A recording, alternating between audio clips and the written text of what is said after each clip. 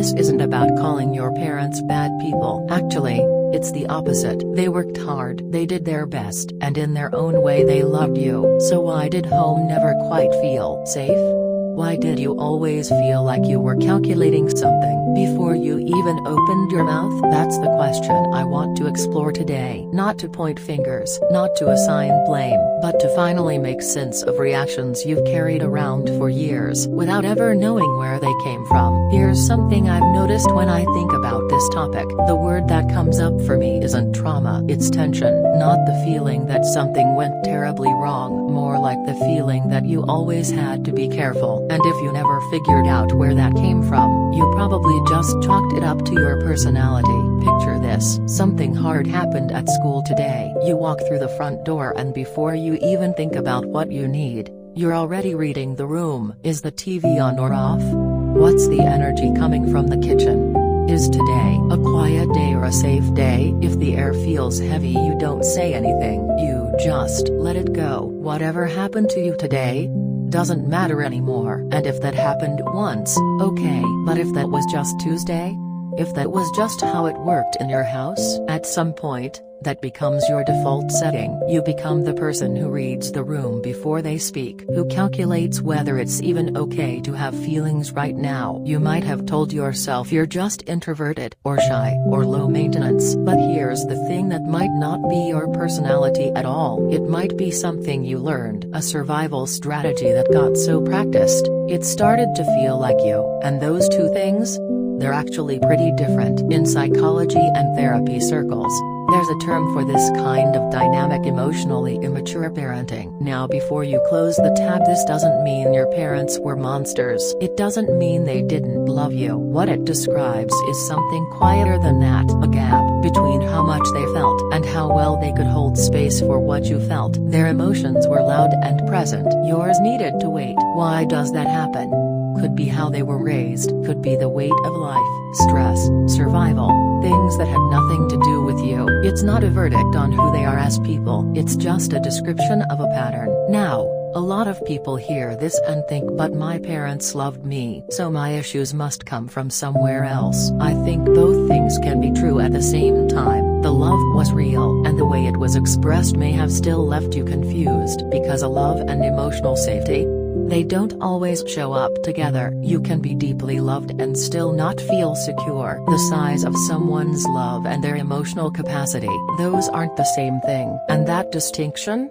It changes everything. So what does this actually look like in real life? One of the most common patterns is what I'd call emotional role reversal. In a healthy dynamic, the parent holds the child's emotions, but sometimes that gets flipped. The parent's emotional state sets the tone for the entire house, and the child becomes the one who reads it. If mom seemed stressed, you didn't bring up the thing you needed. If dad came home with that look on his face, you just went quiet. Dinner was silent, you stayed in your room. You learned to sense the weather before it arrived. And here's the part that follows you: that training doesn't stop when you leave home. As an adult, when a friend goes quiet, your first thought is, what did I do? When your partner seems off, you're already scanning yourself for the cause. You're fluent in other people's emotions, but your own?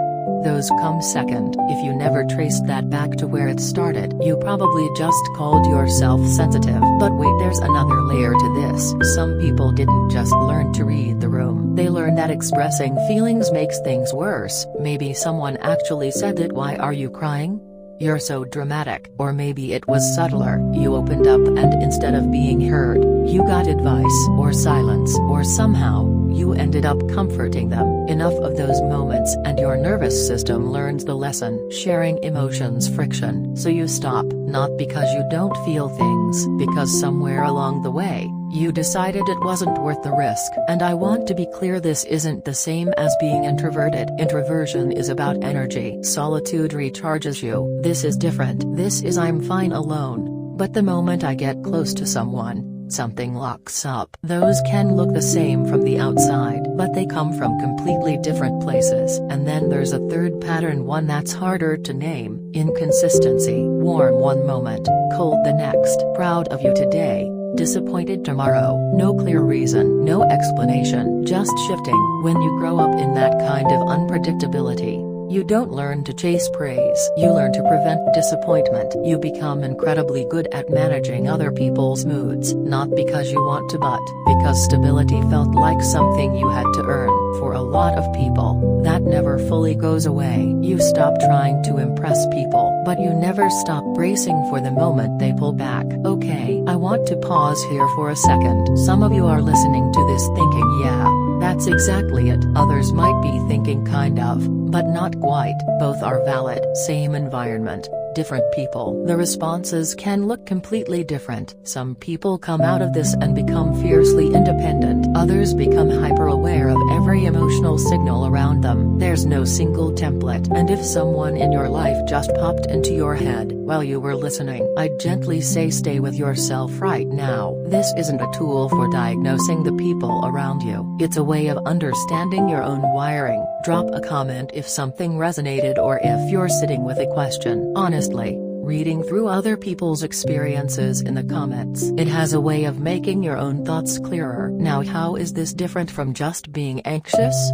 or highly sensitive? A highly sensitive person reacts intensely to sensory input. Loud environments drain them. Small changes register fast. That's a consistent trait present regardless of who's in the room. The patterns we're talking about today are more situational. You might be totally fine alone, but the moment someone gets close, something shifts. Your partner goes quiet and you're already writing a story about what you did wrong. A friend takes a few hours to text back and you feel it in your chest. That's not sensitivity in general. That's sensitivity in relationships specifically. And there's a good chance that's not random. It might be the echo of a dynamic you practiced so many times, it became the automatic response. Of course, these things overlap. Highly sensitive people can also have these patterns. The point isn't to file yourself into a category. It's to ask, where does this show up the most for me? Because the answer shapes what to actually do about it. Which brings me to the part I know you've been waiting for. Here's what I want you to know up front. I'm not going to give you a 3-step fix, because the truth is there isn't one. What I can offer is something smaller, and honestly, more useful. The reason this is hard is because most of us don't pause between feeling and interpreting. Something happens, we feel it, we immediately explain it. I'm anxious because of X. They're distant because of Y. But those explanations aren't always accurate. They're fast, they're automatic, and they're often written by the most scared part of you. So the first thing worth trying is just noticing, not explaining, not solving, just noticing. When you feel that familiar tightening, that pull to check whether someone's upset with you, just let yourself observe it.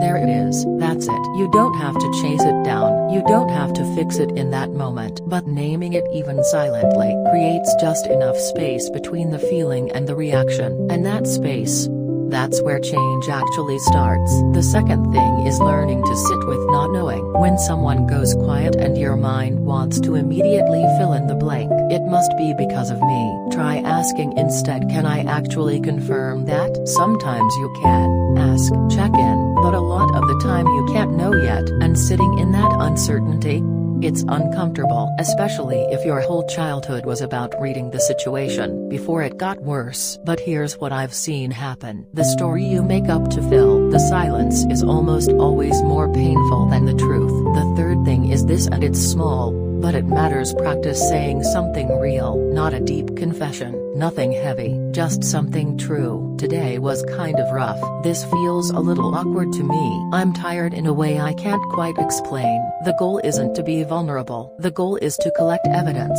Evidence that saying something true doesn't automatically break things. That the people worth keeping around don't leave when you're honest. That belief that your emotions are too much, too risky, too likely to push people away, it got installed early. It doesn't uninstall overnight, but it can loosen, one small, honest moment at a time. Here's where I want to land. The love was real. I'm not asking you to question that, but love and emotional attunement, they're not the same thing. You can be surrounded by love and still grow up, learning that your feelings are inconvenient, that the room matters more than what you're carrying, that you should manage yourself before someone else has to manage you. Recognizing that isn't about blame, It's not about rewriting your childhood into something darker than it was. It's about understanding why you do what you do, so that you can choose something different, not out of anger, not out of grief, just out of finally knowing yourself a little better. How you hold that understanding, whether it softens something, or opens something that's going to look different for everyone. In the next video, we're going to go deeper into this, how these early patterns show up in your closest adult relationships, and how to start actually recognizing them in real time. If today landed for you, you're going to want to catch that one. Understanding yourself takes time, but here's what I've come to believe: that time is never wasted, because the moment you stop calling it just your personality and start seeing it as something that was shaped, something that can shift, that's not a small thing, that's everything.